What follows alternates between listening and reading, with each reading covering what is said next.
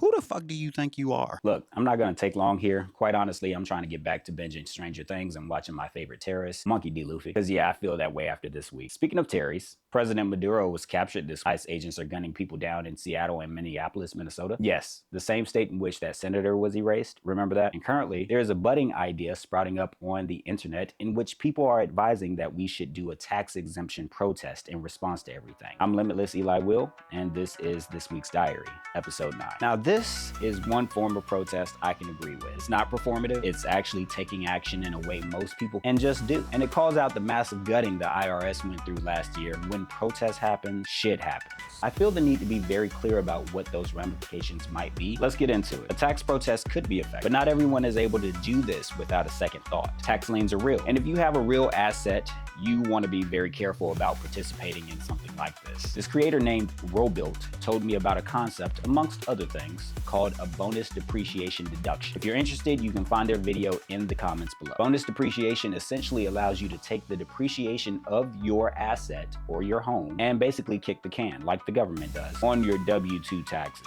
That's right, your income. Seriously, just go watch the video. Now, to be clear, this is not financial or legal advice. If you don't have real assets, then they have nothing to come after you for. It's just them billing you and continuing to bill you, but you want to follow bonus depreciation concepts and figure out your best way to protest against what's happening. Let's talk about me. I have gotten another chapter done of my book and sitting down tomorrow to work on yet another chapter. Brick by brick, bitch. And right now, it is a chapter that was very much needed. I'm having to create a stem of meta science.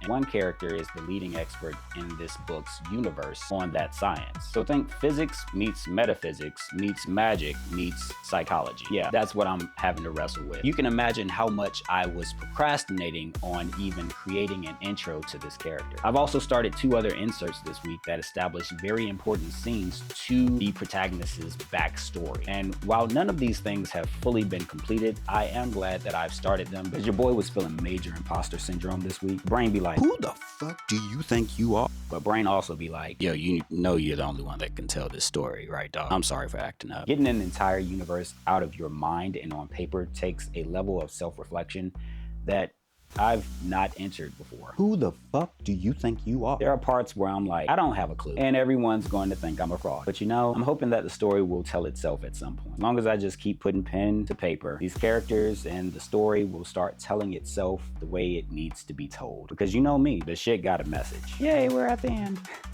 And that's it. I'm sitting down to rest and watch some 11 and Luffy. You be easy, and remember, be limitless. I'll see you in the next one. Peace.